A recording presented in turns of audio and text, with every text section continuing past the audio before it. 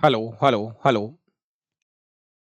नमस्कार दोस्तों, मैं संजय डाबरा आप सभी विद्यार्थियों का हार्दिक स्वागत करता हूं डाबरा क्लासेज के इस ऑनलाइन प्लेटफॉर्म पर। सभी विद्यार्थियों को नमस्कार, गुड इवनिंग। और कुछ विद्यार्थी जैसे क्लास को सुबह देखते हैं उनके लिए गुड मॉर्निंग, दोपहर में देख रहे हो तो गुड आफ्टरनून, रात में देखते हैं तो गुड इवनिंग। चलो भाई, एक बार जल्दी से जितने भी स्टूडेंट्स जुड़ चुके हैं एक बार कमेंट करके बता दो, आवाज वगैरह सब कुछ ठीक है? गुड इवनिंग सबको, नमस्कार भाई। उत्तम कुमार जी, सूरज कुमार, राजवीर भाई, गुड इवनिंग सबको नमस्कार। एक बार बस थोड़ा सा कमेंट करके बता दो कि आवाज वगैरह ठीक है। उसके बाद में हम उस सब्जेक्ट की शुरुआत कर रहे हैं जिससे लोगों को डर भी लगता है।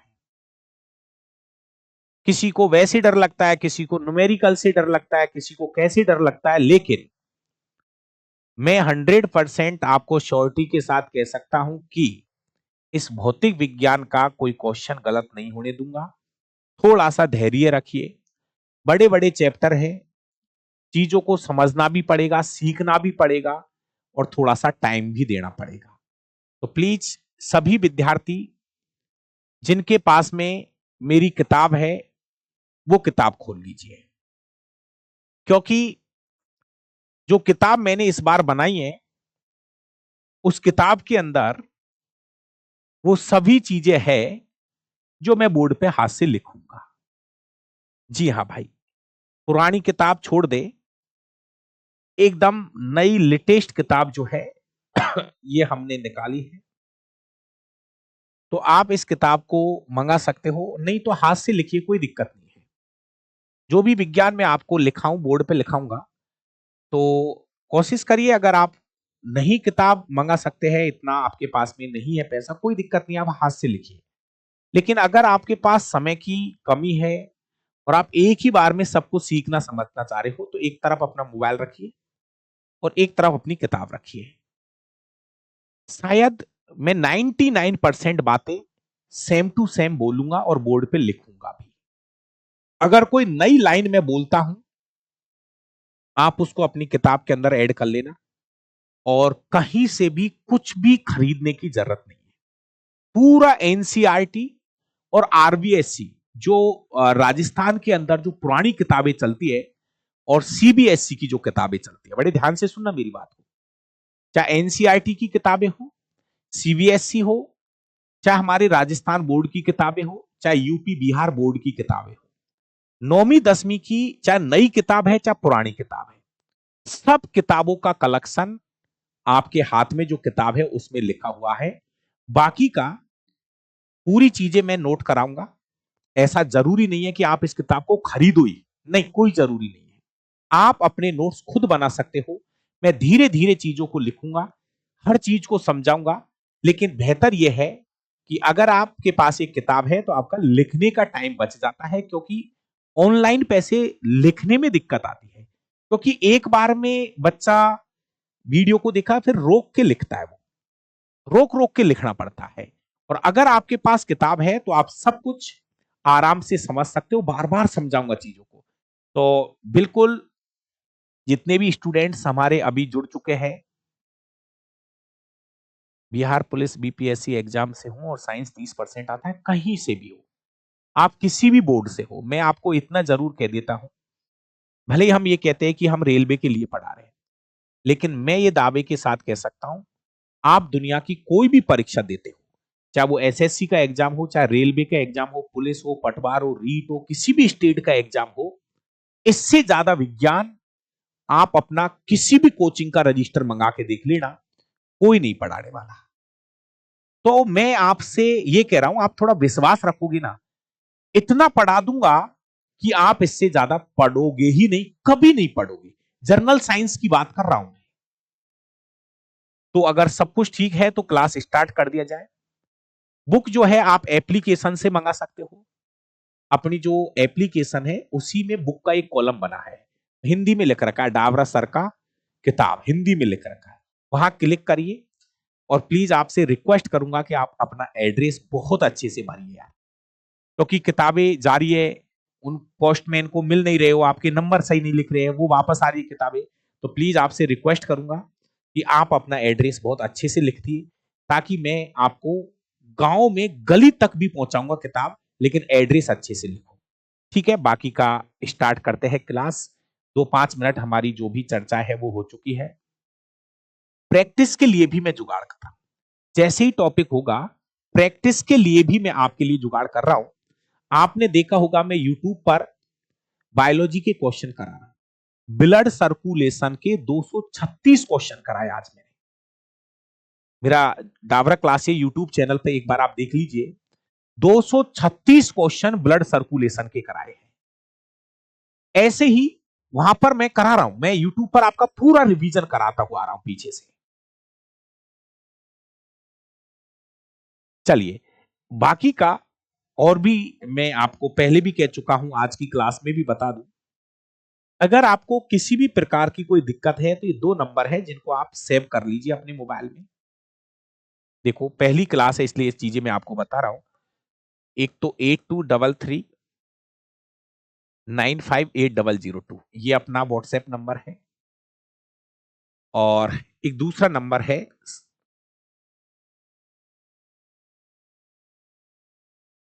ये अपना दूसरा व्हाट्सएप नंबर है। दोनों नंबर आप सेव कर लीजिए। आप मुझे एक मैसेज छोड़ दीजिए प्लीज, है ना। आपसे रिक्वेस्ट है, मैं आपका एक अलग ही ग्रुप बनाऊंगा। तो कभी क्लास गलती से नहीं होती है, कभी कोई क्लास का टाइम चेंज हो रहा है किसी कारण से, तो वो मैसेज आप सबको एक साथ मिल जाएगा। तो ये मेरे 2 नंबर हैं, आप सेव कर लीजिए। बाकी का आप मेरे को मैसेज कर दो, हाय कर दो कि सर हम लाइव बैच से हैं और हमारा जो नया ग्रुप है उसमें हम आपको ऐड कर देंगे। बाकी का डाबरा क्लासेज के नाम से मेरा टेलीग्राम चैनल है।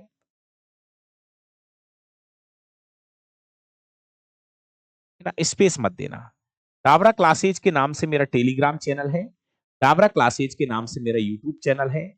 जहां पर भी आप रेगुलर जुड़िए, आलतू फालतू की कोई चीज मैं आपको नहीं भेजूंगा। कोई एग्जाम से रिलेटेड कोई चीजें हैं, कोई टॉपिक से रिलेटेड क्वेश्चन है, वो ही मैं आपको यहां पर भेज रहा हूं और भेजता रहूंगा। तो ये हो गई हमारी बातें। और जिन स्टूडेंट्स के पास किताब पहुंच चुकी है, प्लीज एक बार आप रिव्यू करिए, आप सोशल मीडिया पे रिव्यू करिए। और अच्छी लगे तो अच्छा, बुरी लगे तो बुरा, जैसा भी आपको लगे आप जरूर से रिव्यू करिए। बाकी का टॉपिक स्टार्ट करते हैं।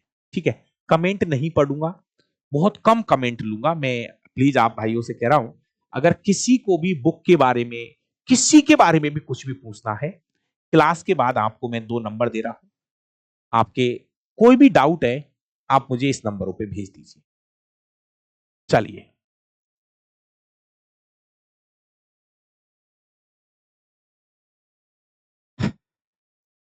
दोस्तों आज हमारी ऑप्टिक्स की पहली क्लास है।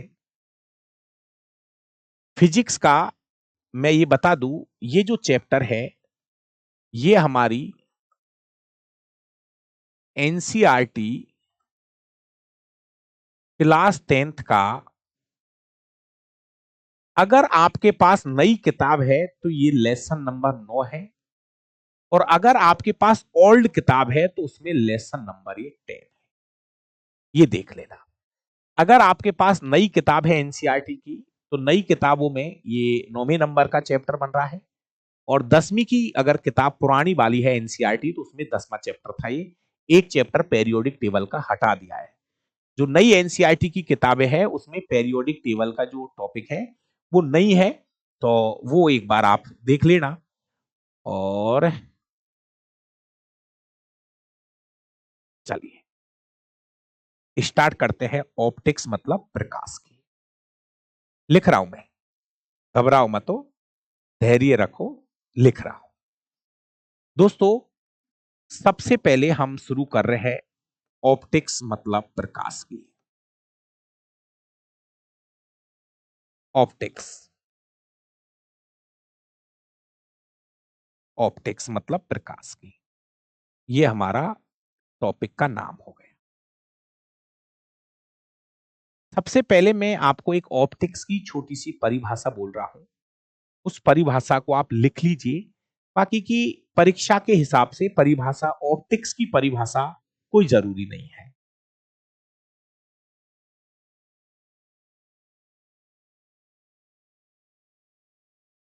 देखो,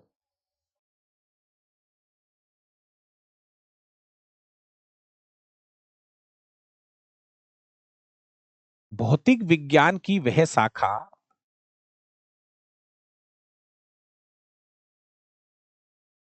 भौतिक विज्ञान की वह शाखा जिसमें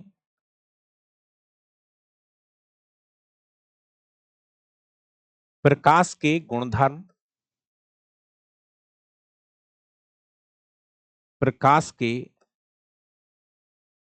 गुणधर्म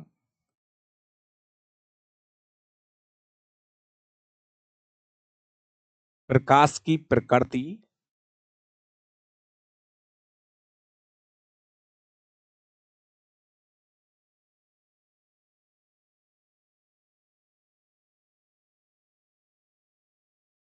प्रकाश का व्यवहार व प्रकाश की घटनाओं का जैसे घटनाओं में क्या आता है? प्रकाश का परावर्तन, अपवर्तन, व्यतिकरण, विवर्तन, सबके बारे में बताऊंगा। ध्रुवण आदि घटनाओं का अध्ययन किया जाता है। अध्ययन किया जाता है। आराम से सुनते चलो यार, मैं सिखा दूंगा हर चीज, हर एक लाइन, हर एक शब्द। धैर्य रखते चलो। दोस्तों, एक छोटी सी परिभाषा हमने ऑप्टिक्स की लिखी है। ऑप्टिक्स किसे कहते हैं? मतलब देखिए, इसमें बहुत ज्यादा दिमाग बिल्कुल मत लगाओ। नरेंद्र भाई, रॉकी भाई, आराम से सुनिए। एमडी सुनिए।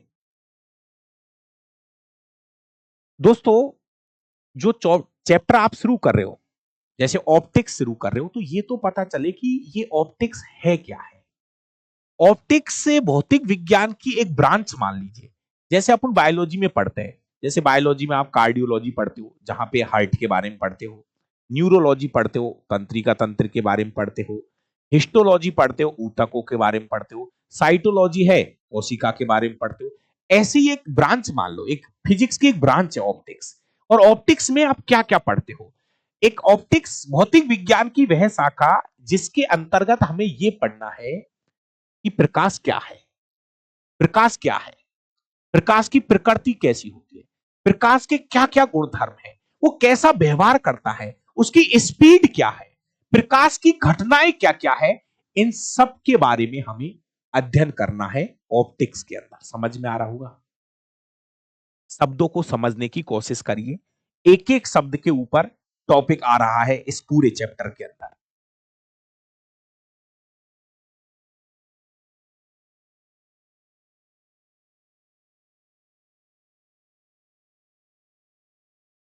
एक बार यस कर दिया करो। जब आप यस कर देते हो ना, तब मुझे समझ में आता है कि चलो आगे बढ़ो। तो ऑप्टिक्स का मतलब है, छोटे छोटे कुछ शब्द है। ऑप्टिक्स का मतलब है भौतिक विज्ञान की वह शाखा जिसमें आपको, बार बार लिख लिख के बोलूंगा, यहां पर आपको प्रकाश के गुण धर्म, प्रकाश का व्यवहार, नेचर कैसा है, प्रकाश से जुड़ी हुई घटनाएं, प्रकाश की स्पीड, इन सब का अध्ययन करना है। इन सब का अध्ययन करना है।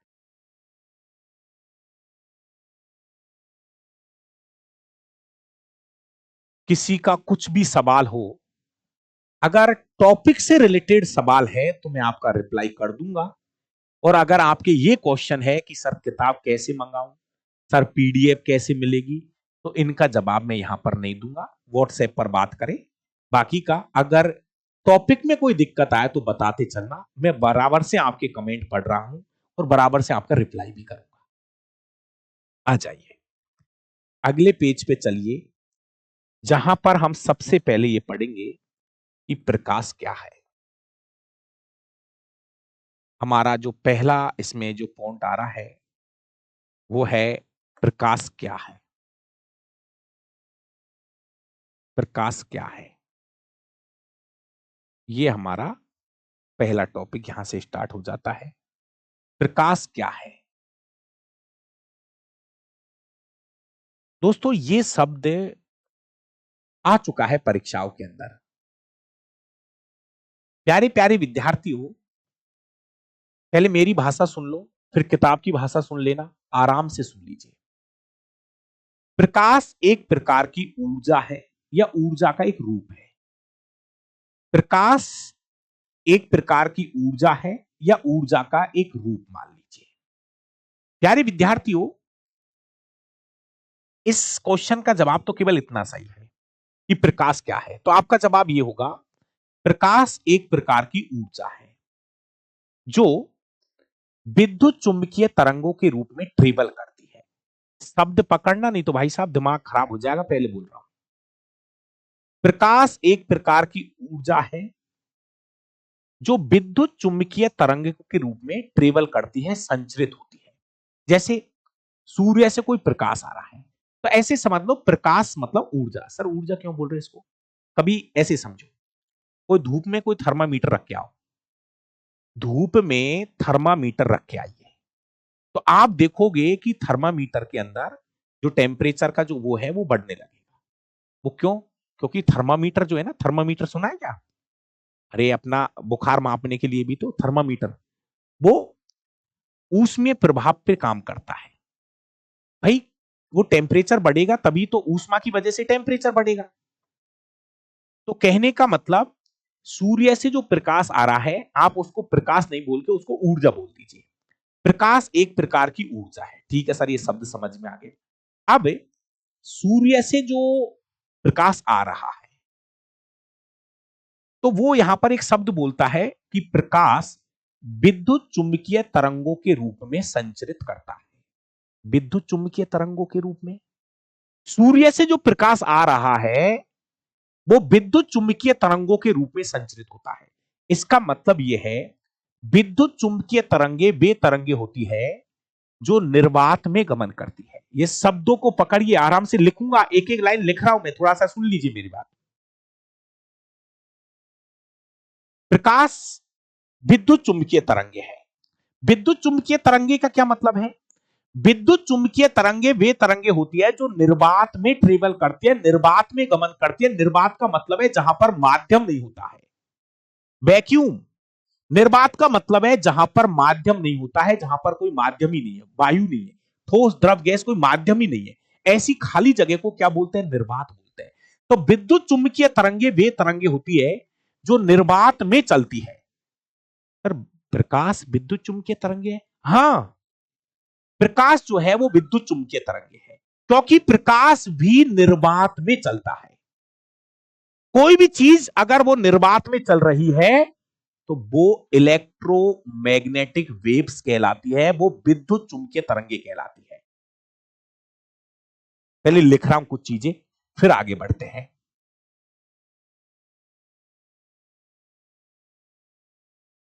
सुनो आराम से।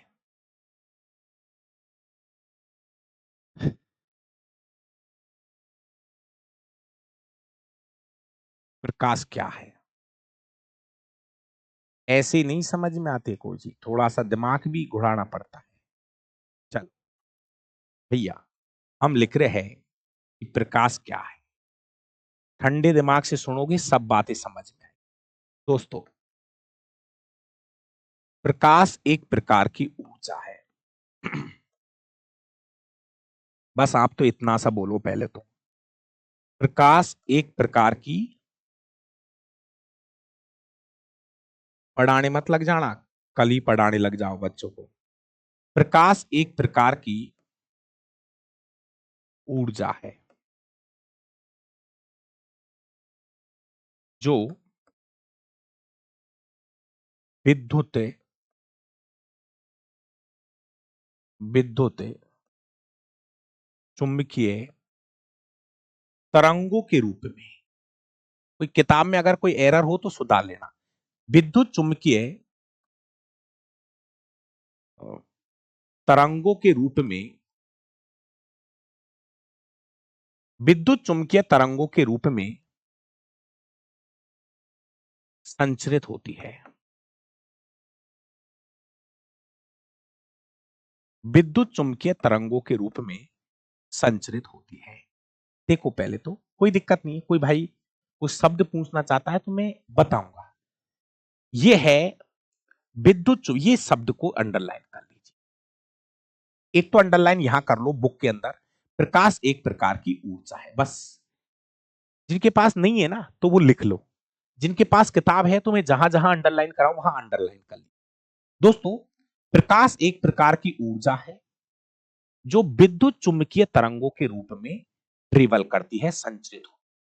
अब हो सकता है कि यहां पर, अब मेरी बात को समझो थोड़ा सा, इसको हम बोलते हैं इलेक्ट्रोमैग्नेटिक वेव्स। अब मेरी बात को थोड़ा समझना, अगर कोई ये कह दे कि इस शब्द का जवाब यही होना चाहिए तो मैं बोल के तो बता दूंगा, लेकिन ऐसे नहीं है मेरे भाई, ये चैप्टर है अपने आप में। ये आप एक बार अगर आपके पास किताब हो ना तो ये अपना आप एक चैप्टर है, साउंड और वेव, ध्वनि और तरंग, ये चैप्टर है यार। तो अगर कोई ये कहे कि मुझे हर शब्द के बारे में यही होना चाहिए, मैं तो कह रहा हूं ये एक चैप्टर है, साउंड और वेव एक चैप्टर है। फिर भी मैं यहां पर इसके बारे में डेफिनेशन दे सकता हूं, आपको बता सकता हूं।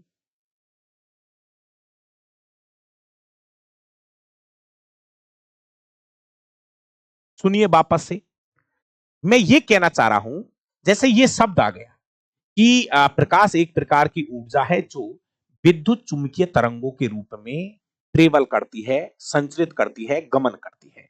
अब कुछ बच्चों के दिमाग में वास्तव में आ रहा है कि सर ये भी थोड़ा सा ये बता दो, विद्युत चुंबकीय तरंगे किसे कहते हैं।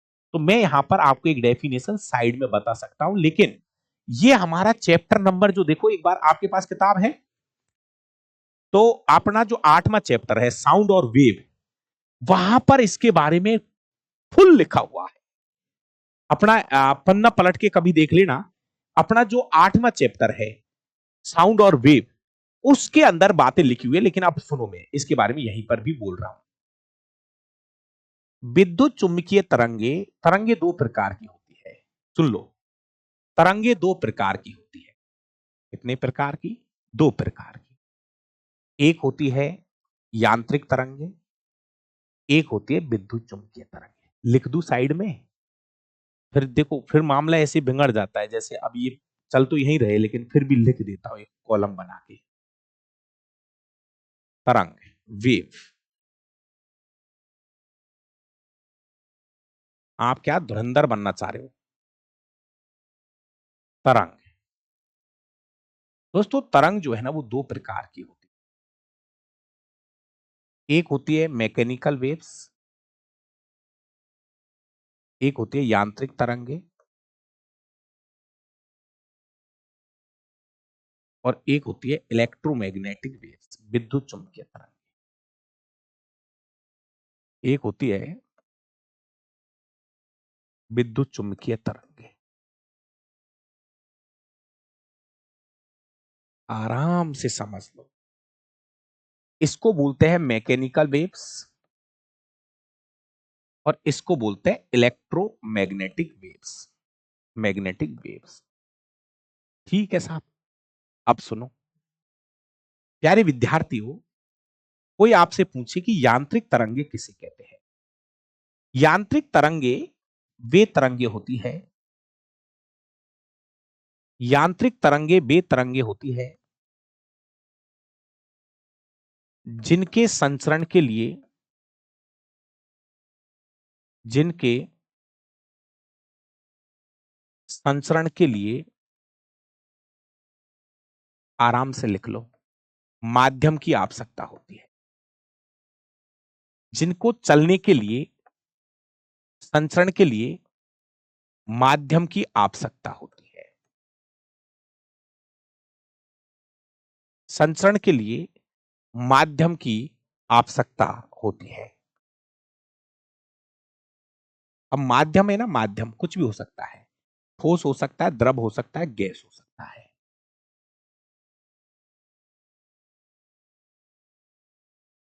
यांत्रिक तरंगे बेतरंगे होती है जिनको चलने के लिए माध्यम चाहिए, चाहे वो माध्यम ठोस हो, चाहे माध्यम द्रव हो, चाहे गैस हो। जब यांत्रिक तरंगे, मेरे भाई, जब हम इनको पढ़ते हैं ना, ये भी दो प्रकार की होती है। ठीक है, जैसे अभी तो यहां पे उदाहरण लिख देता हूं। यांत्रिक तरंगों के उदाहरण है जैसे साउंड वेव, बस केवल यहां पर एक उदाहरण लिखूं। साउंड वेव, ध्वनि तरंगे जो होती है, मेरा भाई, ध्वनि तरंग जो है ना, कोई आपसे पूछ ले भाई साउंड क्या है, ध्वनि भी एक प्रकार की तरंग है। ध्वनि कभी चलती हुई देखना, कभी चित्रों में जब चित्र देखते ना तो ऐसी चलती है तरंगे। तो ध्वनि भी एक प्रकार की तरंग है, लेकिन कैसी तरंग है वो, यांत्रिक तरंग है। ठीक है, अब जो हमारा यांत्रिक तरंग है ये भी दो प्रकार की होते हैं, मैं यहां पे लिख दूं, यांत्रिक तरंगे दो प्रकार की होती है। एक है अनुप्रस्थ तरंगे, अनुप्रस्थ तरंगे, और एक होती है अनुदैर्घ्य तरंगे, अनुदैर्घ्य तरंगे। ठीक है, थोड़ा सा आराम से समझ। यांत्रिक तरंग भी दो प्रकार की, अनुप्रस्थ और अनुदैर्घ्य। तो दोस्तों, कुछ तरंगे है जो कुछ इस तरह से चलती है, ये देखो कुछ इस तरह से चलती है, बता दूंगा आगे। तो ये है अनुप्रस्थ तरंगे। और कुछ तरंगे होती है जो कुछ इस तरह से चलती है, ये होती है अनुदैर्घ्य तरंगे, अनुदैर्घ्य तरंगे। इनकी परिभाषा वगैरह थोड़ा सा इंतजार कर लो, बाद में लिख लेंगे। अब यहीं पे पूरे चैप्टर को ओपन नहीं करना है। एक बार थोड़ा सा यस का मैसेज छोड़ दीजिए, इतनी सी बातें यदि समझ में आ गई हो तो।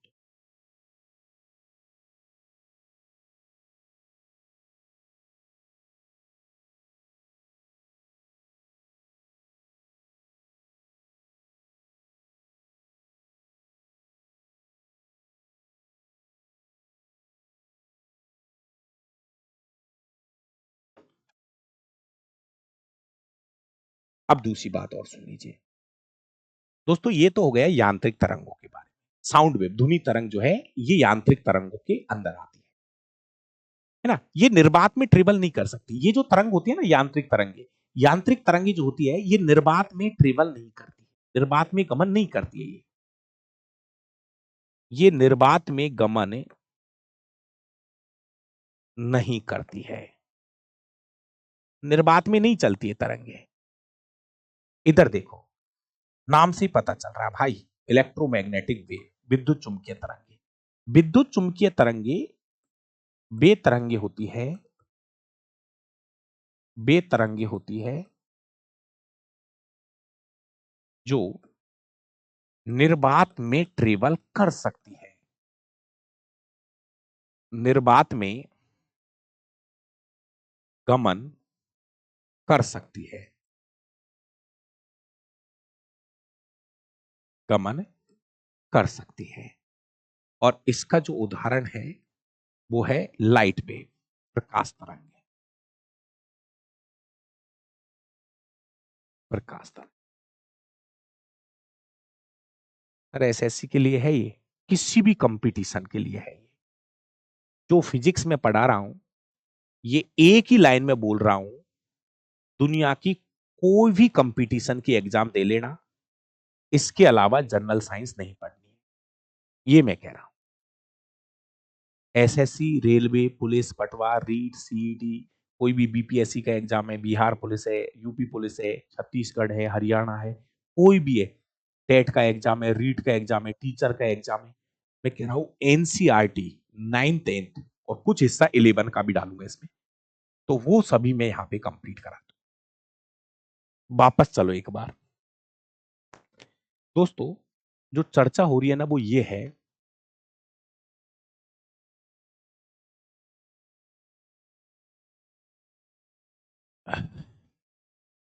वापस यही आओ। सर प्रकाश की बात हो रही है, प्रकाश क्या है मेरे भाई? प्रकाश एक प्रकार की ऊर्जा है जो विद्युत चुंबकीय तरंगों के रूप में संचरित होती है। ठीक है, अगला लाइन ये है, जब प्रकाश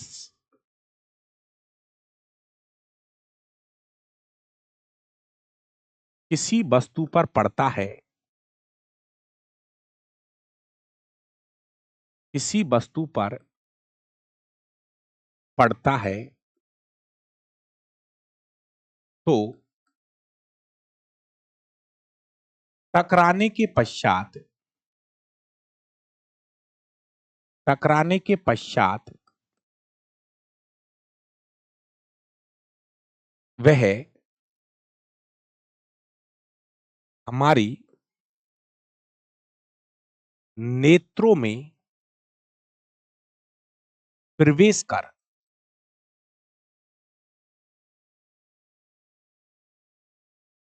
कुछ संवेदनाएं उत्पन्न करता है, कुछ संवेदनाएं उत्पन्न करता है,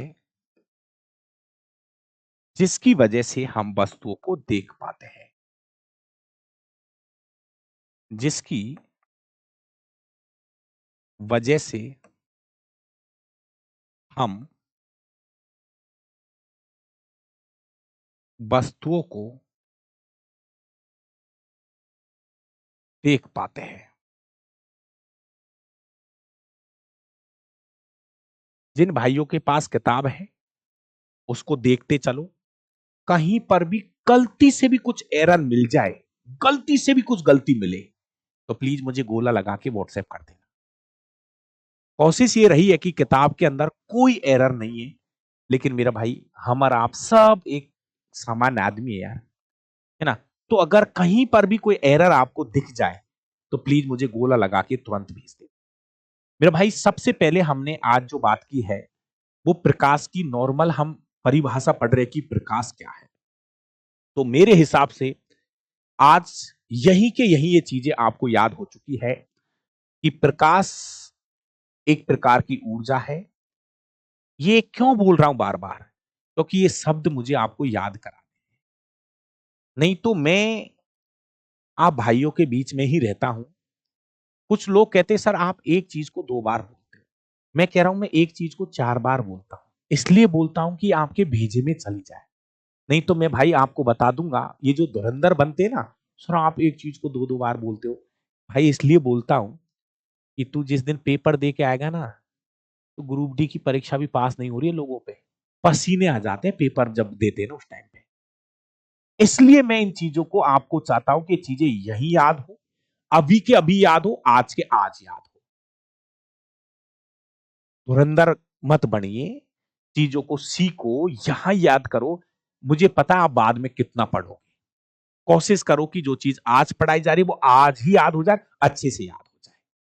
मैं तो कह रहा हूं कल तो आप पढ़ाने लग जाओ जाके कहीं पे। चलिए ठीक है भाई। प्रकाश एक प्रकार की ऊर्जा है जो विद्युत चुंबकीय तरंगों के रूप में ट्रेवल करती है, संचरित होती है।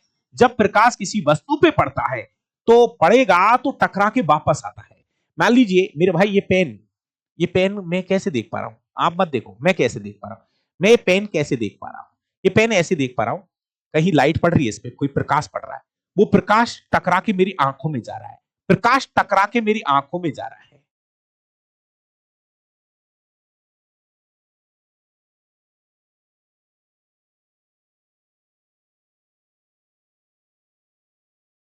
जैसे ही प्रकाश इस वस्तु पे पड़ेगा, प्रकाश का रिफ्लेक्शन होगा, ये शब्द बाद में यूज करूंगा, परावर्तन। जैसे ही प्रकाश इस वस्तु पे पड़ेगा, टकराने के बाद वो प्रकाश हमारी आंखों में जाएगा और आंखों के अंदर कुछ संवेदनाएं उत्पन्न करता है, जिसकी वजह से हम इस रंग बिरंगे संसार को देख पा रहे हैं। मेरे भाई ये रही प्रकाश की छोटी सी परिभाषा। अब मैं आपको लेके चल रहा हूं एक छोटी सी टॉपिक की ओर, प्रकाश की प्रकृति के ऊपर। एक इसमें छोटा सा बिंदु है, प्रकाश की प्रकृति, नेचर ऑफ लाइट। एक क्वेश्चन यहां से छप रहा है पेपरों में। नेचर ऑफ लाइट, प्रकाश की प्रकृति कैसी होती है? नेचर ऑफ लाइट, भाई प्रकाश की प्रकृति कैसी होती है, इसका नेचर कैसा होता है? तो ध्यान से सुनते चलना दोस्तों। अलग अलग समय पर अलग अलग वैज्ञानिक आए और उन्होंने अलग अलग बातें बताई। ध्यान से सुनना मेरे भाई इस पॉइंट को। प्रकाश की प्रकृति कैसी होती है, नेचर ऑफ लाइट, इसके बारे में अलग अलग वैज्ञानिकों ने अलग अलग कंसेप्ट बताए। फिर कोई कह रहा है प्रकाश ऐसा होता है, कोई कह रहा है प्रकाश ऐसा होता है, कोई कह रहा है ऐसा होता है, कोई कह रहा है ऐसा हो रहा है। लेकिन सबसे पहले सन 1660 में इसके बारे में न्यूटन बताएगा। सबसे पहले कौन बताएगा? न्यूटन के अनुसार। तो हेडिंग एक बार लगाओगे, न्यूटन के अनुसार। न्यूटन के अनुसार न्यूटन ने ये जो बात बताई है, ये बताई है 1660 ईस्वी में। डेटों की जरूरत नहीं है, बिल्कुल नहीं। सुनना और समझना। सबसे पहले न्यूटन जी बताते हैं कि प्रकाश की जो प्रकृति होती है ना, वो कणीय होती है। कणीय। देखिए, न्यूटन कहता है कि सूर्य से जो प्रकाश आ रहा है वो छोटे छोटे पार्टिकल्स के रूप में आता है, छोटे छोटे कणों के रूप में आता है। और इन्हीं के सिद्धांत का नाम पड़ गया कणिका सिद्धांत। घबराओ मत। आया हुआ क्वेश्चन है कि कणिका सिद्धांत किसने दिया? आपका जवाब होगा न्यूटन ने। प्यारे विद्यार्थियों, लिख रहा हूं बात।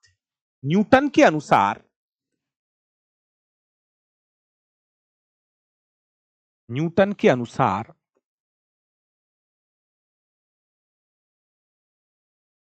प्रकाश छोटे छोटे छोटे छोटे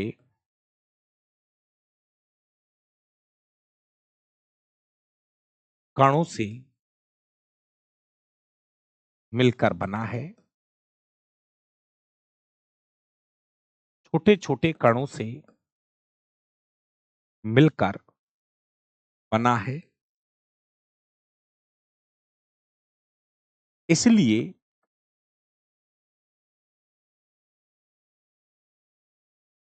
इनके सिद्धांत को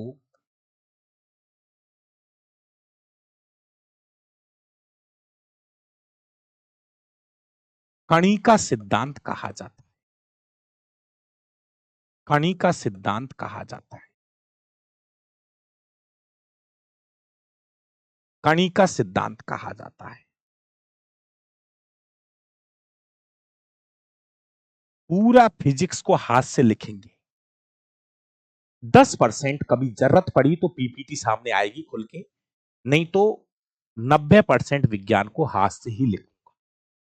कभी कभी जैसे कोई ऐसी चीज है, कोई परिभाषा है, कोई परिभाषा है, तब जाके कहीं पर पीपीटी का यूज करूंगा, नहीं तो पूरी विज्ञान को हाथ से लिखूंगा।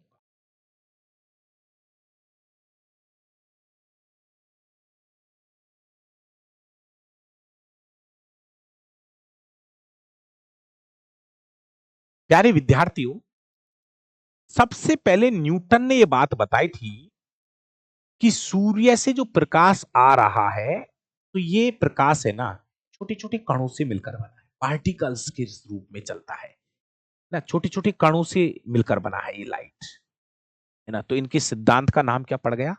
कणिका सिद्धांत। वो आपसे यही पूछेगा, मैं आपको बता दूं, इस पूरे पैराग्राफ में से केवल एक बात पूछेगा कि कणिका सिद्धांत किसने दिया। सीधा सा जवाब है, कणिका सिद्धांत 1660 में न्यूटन ने दिया था। प्यारे विद्यार्थियों, इस सिद्धांत से दोस्तों, इस सिद्धांत से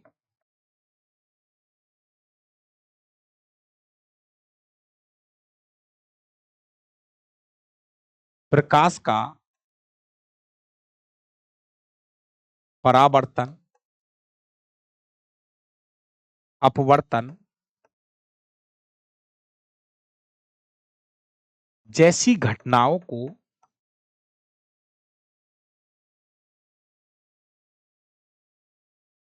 जैसी घटनाओं को समझाया गया, समझाया गया, लेकिन प्रकाश का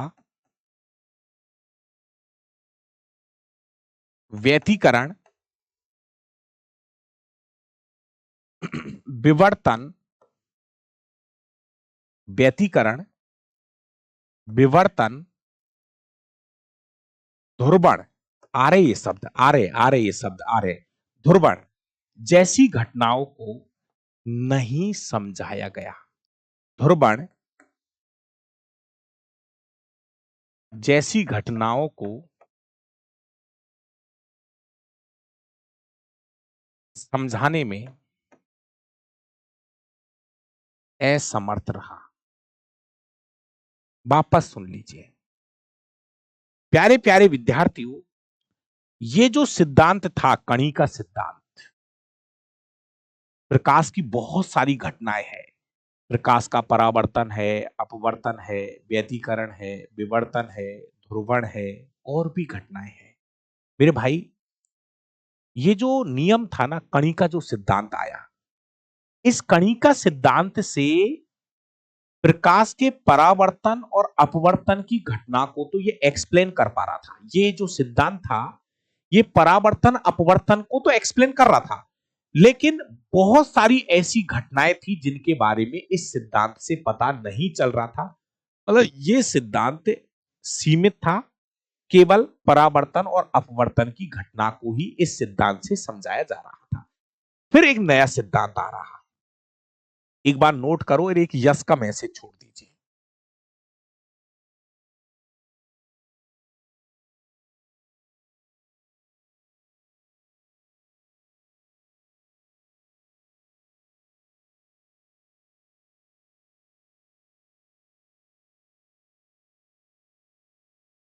एक बार यस का मैसेज छोड़ो भाई। सर, क्वेश्चन कैसे आएगा बताओ, क्वेश्चन कैसे आएगा? क्वेश्चन भी तो सुन लो, पूछेगा क्वेश्चन कैसे आएगा। तो क्वेश्चन ऐसे पूछेगा कि प्रकाश का कणी का सिद्धांत किसने दिया। जब मैं आपको वन लाइनर क्वेश्चन कराऊंगा ना फिजिक्स के, तो वहां पर क्वेश्चन बना दूंगा।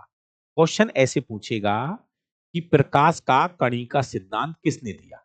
तो आपको सबको पता चल गया, न्यूटन ने दिया। ज्यादा से ज्यादा कब दिया? तो 1660 में दिया। इसके बाद ये जो कणी का सिद्धांत है, इससे कौन कौन सी घटनाओं को समझाया गया?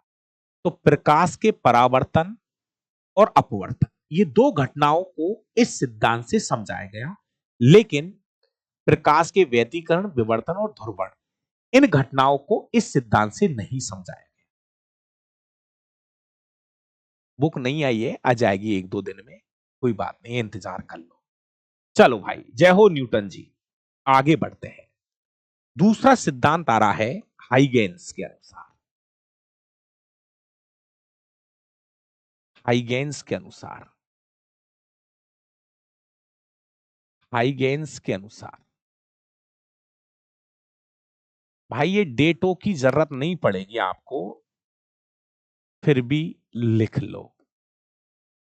हाइगेन्स के अनुसार एक और वैज्ञानिक आया, और उस वैज्ञानिक का नाम है हाइगेन्स। प्यारे विद्यार्थियों, ये क्या कहता है हाइगेन्स? हाइगेन्स कहता है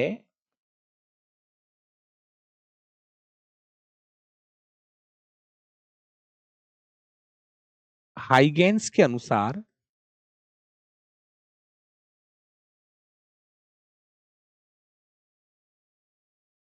प्रकाश की प्रकृति तरंगीय होती है। तरंगीय होती है, इसलिए इसे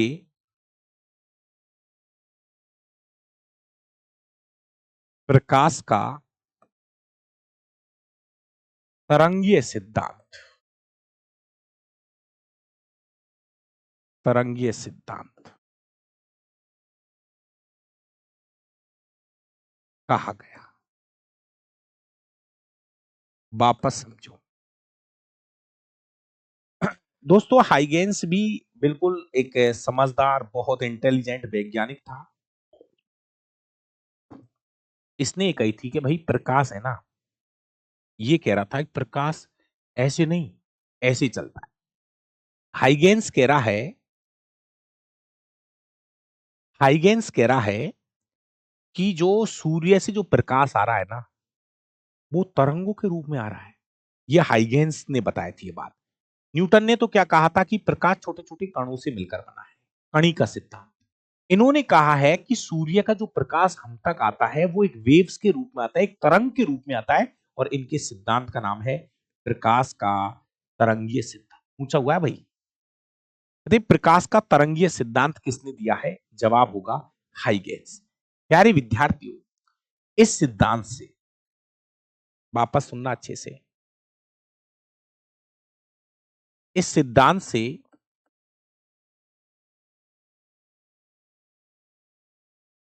इस सिद्धांत से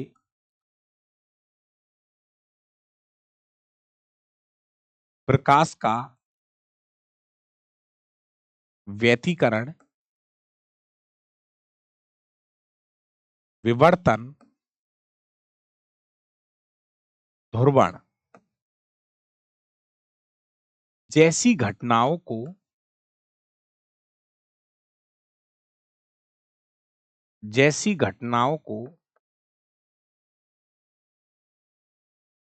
समझाया गया। क्लियर हो गया? इनके बारे में यहां इस सिद्धांत से पता चल जाता है, समझाया गया। लेकिन कमी तो यहां पर भी रह गई थी। लेकिन इस सिद्धांत से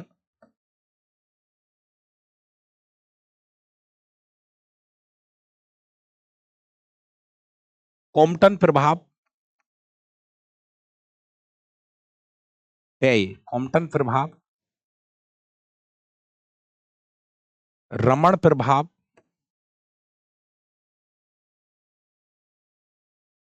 एक और शब्द है। इस सिद्धांत से प्रकाश विद्युत प्रभाव, कॉम्पटन प्रभाव, रमण प्रभाव, प्रकाश विद्युत प्रभाव, प्रकाश विद्युत प्रभाव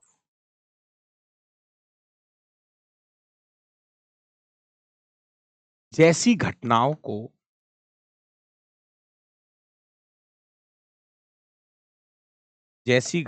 को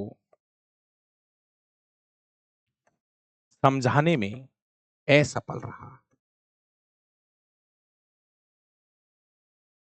असफल रहा। दोस्तों, अगर कोई कहे कि ये बात एनसीईआरटी में नहीं है, लेकिन मैं आपको ये बता दूं, हमारी जितनी भी पुरानी किताबें चलती थी, एनसीईआरटी में दो बातें नहीं लिख रही, कोई बात नहीं है, लेकिन ये चीजें कहीं ना कहीं किसी ना किसी किताब में है और जो कंपटीशन के काम में आ सकती है। अगर कोई ये कहे कि नहीं सर, आप वो ही लाइन लिखो बोर्ड पे जो एनसीईआरटी में लिख रहा है, लेकिन मेरा भाई एनसीईआरटी में कुछ अलग बातें लिखी रहती है, कुछ लाइन अपनी सीबीएसई के अंदर अलग है और आरबीएसई के अंदर अलग है। तो तरह तरह की किताबें दुनिया में चल रही है, हमारे पास सभी किताबें हैं, और हम चाह रहे हैं कि उन सभी किताबों का एक साथ ही कलेक्शन हो जाए, ताकि आपको अलग अलग किताबें नहीं पढ़नी पड़े। इसलिए चीज आपको याद रखनी पड़ेगी, वो आपकी मर्जी है। अगर आप इसी चीज पे बैठे हो कि नहीं सर, मैं तो एनसीईआरटी की लाइन पढ़ूंगा, उसके अलावा कुछ भी नहीं पढ़ूंगा, मेरा भाई कल की जगह अगर ये क्वेश्चन आ गया कि प्रकाश का तरंगीय सिद्धांत किसने दिया, तो क्या जवाब है आपका? सर ये तो एनसीईआरटी में ये लाइन थी नहीं। है, छुपी हुई है ये लाइनें, है छुपी हुई है ये लाइनें। शब्दों को जब पढ़ोगे ना, जब एनसीईआरटी को पढ़ोगे, उनके शब्दों को जब पढ़ोगे, तो इनका कहीं ना कहीं जिक्र हुआ है एनसीईआरटी में। इसलिए प्लीज मेरे भाई, जितनी बातें बोल रहे हैं, हम ज्यादा क्यों पढ़ाएंगे आपको, लेकिन मेरे भाई जो बात पढ़ाएंगे ना, वो तो याद रखनी पड़ेगी। दुनिया से एक कदम आगे चलना है तो सलेक्शन होगा, दुनिया जैसे चलना है काम नहीं चलेगा। अगर आप सोच रहे हो ना जैसे दुनिया चल रही है ऐसे ही हम चलेंगे, फायदा ही क्या है भाई, सिलेक्शन तो फिर तो नहीं होगा। सिलेक्शन के लिए दुनिया से एक कदम आगे चलना है और आपको ये चीजें याद करनी पड़ेगी। अब सुनिए, न्यूटन कुछ अलग ही बात बोल रहा है। कह रहे न्यूटन साहब जी कह रहे भाई प्रकाश तो छोटे छोटे कणों से मिलकर बना है। जय हो न्यूटन जी। हाइगेंस साहब आए, नहीं पढ़ना, इसके अलावा कुछ मत पढ़ना। और हाइगेंस साहब जी कह रहे हैं कि जो प्रकाश को उसने प्रैक्टिकल किए, बहुत मेहनत लगाई, तब जाके उसको पता चला कि नहीं, प्रकाश तरंग के रूप में ट्रेवल करता है, गमन कर रहा है, तरंग के रूप में चलता है। तब जाके बहुत सारी घटनाओं के बारे में यहां से पता चल चुका है। तो मेरा भाई, प्रकाश का व्यतीकरण है, विवर्तन है, ध्रुवण है, ये सभी के बारे में आ रहा है। इसी ऑप्टिक्स के अंदर मैं आपको इन सभी घटनाओं के बारे में धीरे धीरे समझाऊंगा, धीरे धीरे पढ़ाऊंगा। और अगर कुछ डाउट हो तो आपको 2 नंबर मैंने नोट करा दिया है। सबसे पहले आप उस डाउट को मुझे भेजिए, मैं उसका कुछ ना कुछ सॉल्यूशन आपको भेजूंगा। चलिए, ये बात क्लियर हो गई। हाइगेंस ने भी बहुत कुछ समझा दिया। अब एक तीसरा वैज्ञानिक का नाम मैं यहां पे लिख रहा हूं। कुछ किताबों में वो नाम पीछे लिखा है, मैं उस नाम को थोड़ा भी पहले लिख रहा हूं। मैं इस नाम को लिख रहा हूं, तीसरी जो बात है उसका नाम है डी ब्रोगली के अनुसार। मैं यहां पर ये नाम ले रहा हूं तीसरे नंबर पर। ठीक है ना, इस नाम को थोड़ा मैंने जल्दी ले लिया है, घबराना मत। डी ब्रोगली क्या कहता है किताब में थोड़ा सा आगे है, आगे नजर डाल लो, कोई दिक्कत नहीं है, सुन ले। डी ब्रोगली के अनुसार, इसको किताब में हमने थोड़ा सा आगे आगे वाले पेज पे छपा हुआ है डी ब्रोगली का, लेकिन इसको यहां पर सुन लो थोड़ी देर। सर मैंने बुक को ऑर्डर किया है, कितने दिन में आ जाएगी? 7-8 दिन में आ जाएगी, है ना। दोस्तों, एक वैज्ञानिक है डी ब्रोगली, काफी फेमस है। डी ब्रोगली ने ये कहा, बहुत फेमस नाम है। डी ब्रोगली के अनुसार, डी ब्रोगली के अनुसार प्रकाश की प्रकृति द्वैत होती है, ड्यूल नेचर रखता है। द्वैत होती है, ड्यूल नेचर, प्रकाश द्वैत प्रकृति दिखाता है। ड्यूल नेचर, ये क्या शब्द आ गया? Dual nature.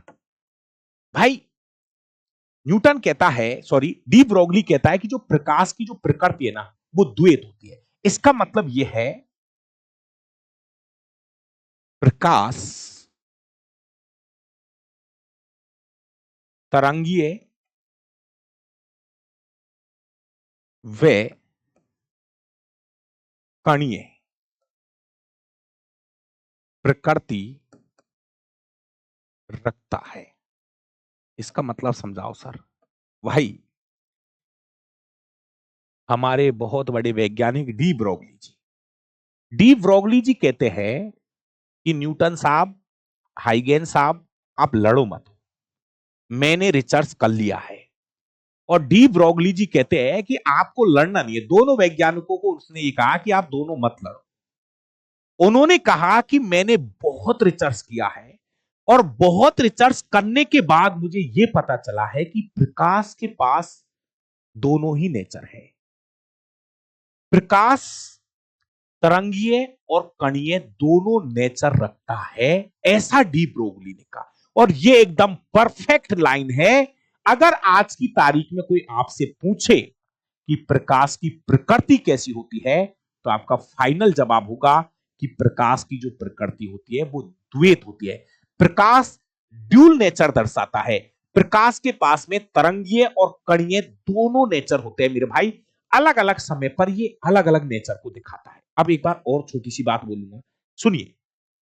जैसे मान लीजिए, जिस समय पर तरंगीय सिद्धांत काम कर रहा होता है, उस समय पर कणी का सिद्धांत काम नहीं करेगा, और जिस समय पर कणी का सिद्धांत काम कर रहा है उस समय पर तरंगीय सिद्धांत काम नहीं करता है। एक समय पर एक ही सिद्धांत या एक ही घटना लागू होती है, लेकिन प्रकाश के पास प्रकृति दोनों है, दोनों नेचर वो अपने पास रखता है। तो इसलिए ध्यान रखना, अगर कभी आपसे सिंगल लाइन क्वेश्चन पूछेगा कि प्रकाश की प्रकृति कैसी होती है, तो आपका फाइनल जवाब होगा द्वैत।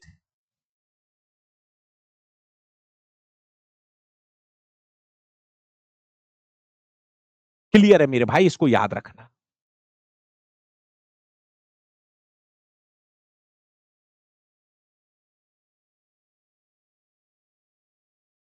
ठीक है सर, अगर मैं बार बार इस लाइन को बोल रहा हूं, एग्जाम में यही क्वेश्चन ज्यादा आता है कि प्रकाश की प्रकृति कैसी होती है, तो आपका जवाब होना चाहिए द्वैत प्रकृति होती है। और इसके बारे में किसने बताया? इसके बारे में बताया डी ब्रोगली। डी ब्रोगली ने ही बताया था कि प्रकाश का जो नेचर होता है वो ड्यूल होता है।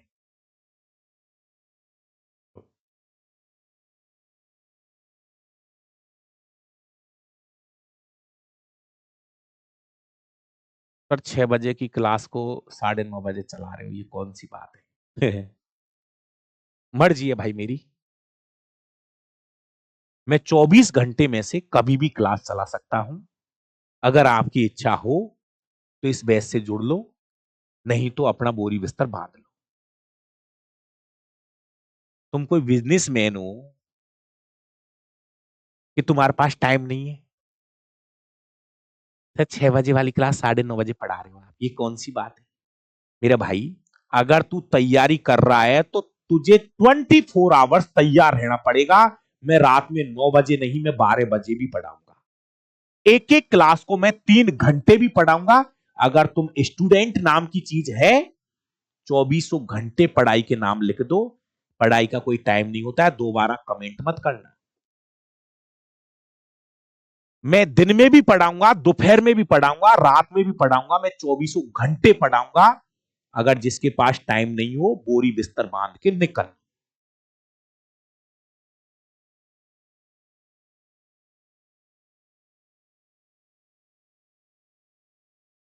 मुझे वो स्टूडेंट चाहिए जो 24 आवर्स तैयार है पढ़ने के लिए। जरूरत पड़गी ना किसी दिन, पूरी रात भी पढ़ाऊंगा बैठा के। क्लास शुरू हुई थी, मैं किसी कारण से जयपुर गया था, लेट हो गया। मैंने कही नहीं, आज क्लास होनी चाहिए। और जिस दिन ये बैच शुरू किया तब भी कह रहा हूं, मेरे को 2 टाइम फिक्स रख लीजिए, 6 बजे का। अगर गलती से 6 बजे क्लास नहीं हुई तो अगली क्लास 9:30 बजे होती है, और हुई है 9:30 बजे ही हमने शुरू की है।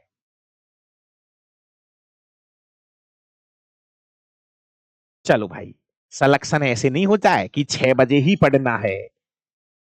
8वां वेतन आ रहा है, ये सरकारी नौकरी नाम की चीज के दर्शन हो जाएंगे, पीढ़ियों में दर्शन हो जाएंगे। साल 2 साल में 8वां वेतन लागू होने वाला है, सुन रहे होंगे। और जिस दिन ये 8वां वेतन लागू हो गया, ये सरकारी नौकरी नाम की चीज के दर्शन हो जाएंगे, दर्शन। किसको बोलते हैं सरकारी नौकरी भाई?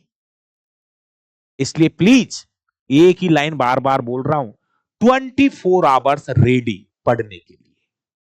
कोई टाइम नहीं है पढ़ाई का।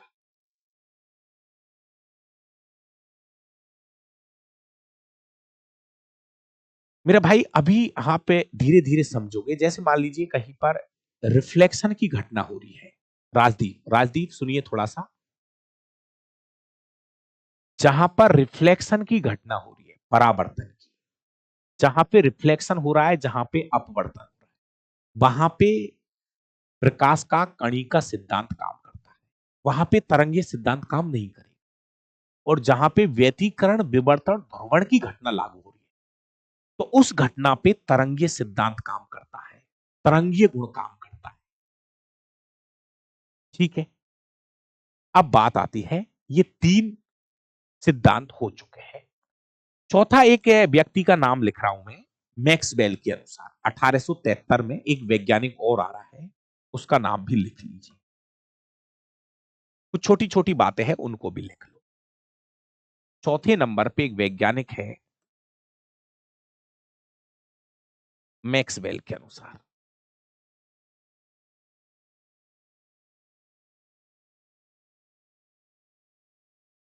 मैक्सवेल के अनुसार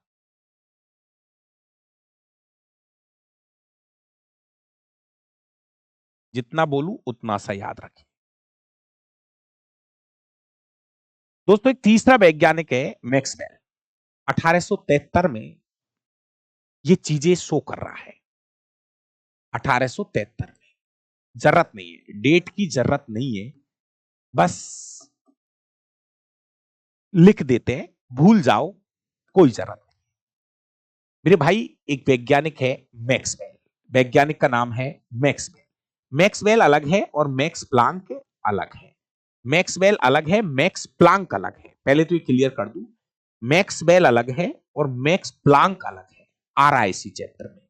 दोस्तों मैक्सवेल ने, केवल इतना सा ध्यान रखो, इन्होंने क्या है कुछ गणितीय सूत्रों की हेल्प ली और गणितीय सूत्रों की सहायता से यह बताया कि प्रकाश विद्युत चुंबकीय तरंगे होती। जी हां, पहले आ रहा था ना, एक शब्द आया था ना ऊपर कि प्रकाश विद्युत चुंबकीय तरंगे होती।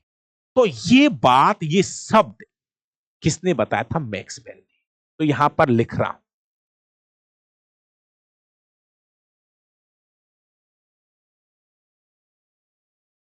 मैक्सवेल ने कुछ गणितीय सूत्रों की सहायता से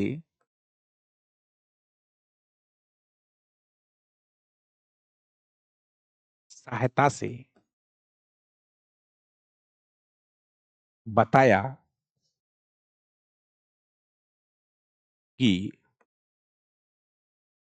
प्रकाश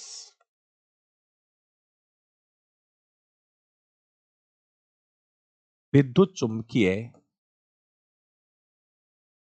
तरंगे होती है।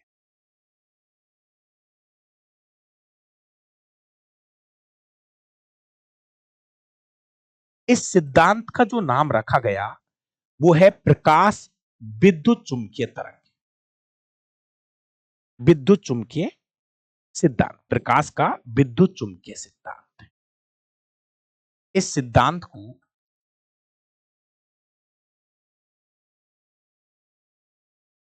इस सिद्धांत को विद्युत चुंबकीय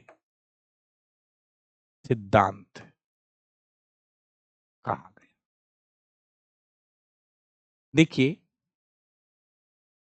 भाषाएं किताबों के अनुसार लिखनी पड़ती है, लेकिन आपको इस पूरे पैराग्राफ में से मैं केवल एक लाइन याद कराना चाहता हूं। आपको स्टार्टिंग में मैंने बताया था कि प्रकाश एक प्रकार की विद्युत चुंबकीय तरंग है। विद्युत चुंबकीय तरंगों का मतलब है, बार बार समझो इस शब्द को, मतलब ऐसी तरंगे जो निर्वात में चलती है। जो निर्वात में नहीं चलती है उनको यांत्रिक तरंगे कहते हैं। जो निर्वात में नहीं चलती है, जो तरंगे निर्वात में नहीं चलती है उनको बोलते हैं यांत्रिक तरंगे। और जो तरंगे निर्वात में चल सकती है उनको बोलते हैं विद्युत चुंबकीय तरंगे। तो ये बात मैक्सवेल ने कंफर्म करवाई थी, ये बात मैक्सवेल ने क्लियर करी थी कि प्रकाश विद्युत चुंबकीय तरंगे हो। क्लियर है ये बात? बस इतना सा एक लाइन तो याद कर लेना। वो आपसे ऐसे पूछेगा, या तो ये पूछेगा कि प्रकाश का, इस सिद्धांत को विद्युत चुंबकीय सिद्धांत नाम दिया। आपसे पूछेगा प्रकाश का विद्युत चुंबकीय सिद्धांत किसने दिया? विद्युत चुंबकीय सिद्धांत किसने दिया? तो उसका जवाब आपको मैक्सवेल देना है। कल 5वें नंबर पे जो सिद्धांत आ रहा है वो है मैक्स प्लांक के अनुसार। मैक्स प्लांक अलग है, बहुत सुंदर बातें बोली है इसने। तो जितने भी भाई आज की क्लास में लाइव आए हैं, कल की क्लास यहीं से शुरू करूंगा। मैक्स प्लांक ने क्या कहा था, बहुत अच्छा है।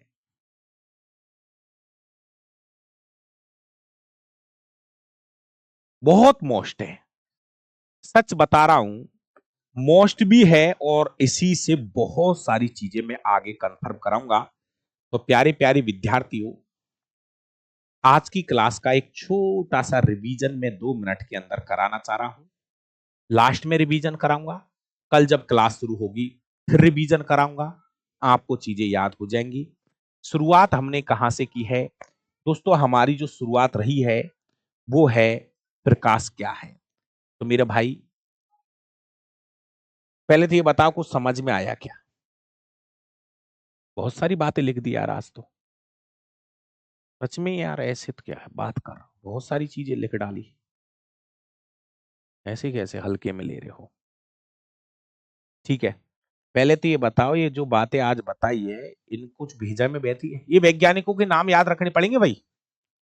वैज्ञानिकों के नाम याद रखने पड़ेंगे। सबसे पहले न्यूटन का नाम याद रखना, कणिका सिद्धांत। हाइगेंस, जब सोना तब याद रखना। हाइगेंस ने तरंगीय सिद्धांत दिया था। डी ब्रोगली ने प्रकाश की द्वैत प्रकृति के बारे में बताया था। मैक्स बेल ने बताया था कि प्रकाश विद्युत चुंबकीय तरंगे होती है। इसके बाद में कल मैक्स प्लांक के बारे में पढ़ेंगे। इसके बारे में हमने थोड़ा सा हिंट ये भी दे दिया कि यांत्रिक तरंगे किसे कहते हैं। थोड़ा हिंट ये भी दे दिया कि विद्युत चुंबकीय तरंगे किसे कहते हैं। बाकी का कल की क्लास जैसे जैसे रिदम बनेगा, कहानी धीरे धीरे ऑटोमेटिक आगे बढ़ती चली जाएगी। बड़ा चैप्टर है और दुनिया भर के क्वेश्चंस इस चैप्टर से पूछे जाते हैं। कम से कम 400 क्वेश्चन तैयार करने इस चैप्टर, कम से कम बोल रहा हूं, टारगेट करो कम से कम 400 से 500 क्वेश्चंस इस चैप्टर से तैयार करने हैं। बुक मंगानी है प्ले स्टोर पर, जहां पर आप वीडियो देख रहे हैं वहीं पर एक बुक का अलग कॉलम बना हुआ है, डावरा सर की नई बुक या बुक के नाम से। तो वहां से आप ऑनलाइन मंगा लीजिए। एड्रेस अच्छे से लिखना प्लीज, आपसे रिक्वेस्ट है मेरी, क्योंकि किताबें बहुत सारी है लेकिन एड्रेस की वजह से हमें बहुत प्रॉब्लम आ रही है। हिंदी में लिखो, साफ सुथरा एड्रेस लिखना है। किताब मंगा लो, एक भी लाइन लिखने की जरूरत नहीं पड़ेगी। 200 रुपए का रजिस्टर आएगा, 10 20 50 रुपए पेन में खर्च कर दोगे, इतने में 330 रुपए में ये किताब हम आप तक पहुंचा देंगे। थैंक यू, बहुत बहुत धन्यवाद। बाकी का मिलते हैं कल। एक छोटी सी बात और मैं बता दूं मेरे भाई, क्लास का जो टाइम है, चलो ठीक है आज थोड़ी सी कम रही, प्लीज ये बात को आप लिख लो। क्लास का जो टाइम रहेगा, क्लास का जो टाइम रहेगा, दो टाइम मैं आपको फिर दे देता हूं। एक तो 6 बजे से लेके 7:30 तक रहेगा, पहला टाइम यही है। और एक टाइम जो रहेगा वो 9:30 से 10:45 तक का रहेगा। मैं दो टाइम आपका ले रहा हूं, तो प्लीज पहला टाइम तो यही है, लेकिन दोनों टाइम मेरे हैं। 8 से 9 मैं यूट्यूब पे पढ़ा रहा हूं। 8 से 9 मैं यूट्यूब का मेरा टाइम लगभग फिक्स है, जहां पर मैं आपको एक शानदार एनसीईआरटी का रिवीजन करा रहा हूं। क्लास इसी टाइम पे होगी और क्लास जो है सोमवार से शुक्रवार तक चलेगी। अगर शनिवार को मैं बाहर जाता हूं क्लास लेने के लिए, मैं आपको क्लियर बता दूं, शनिवार के दिन हम बाहर जाते हैं 2 दिन क्लास लेने के लिए, लेकिन फिर भी अगर किसी कारण से मैं बाहर नहीं गया तो मैं आपको मैसेज छोड़ दिया करूंगा कि आज शनिवार को भी क्लास होगी। Monday to Friday non stop classes चलेगी, 1.5 घंटे या तो 1 घंटे पढ़ लो। अरे एक की जगह मैं वहां पर 15 मिनट ज्यादा निकाल दूंगा ना, एक की जगह सब 1 घंटे पढ़ा दूंगा यार, 15 15 मिनट वहां ज्यादा पढ़ा दूंगा, क्या दिक्कत आ रही है?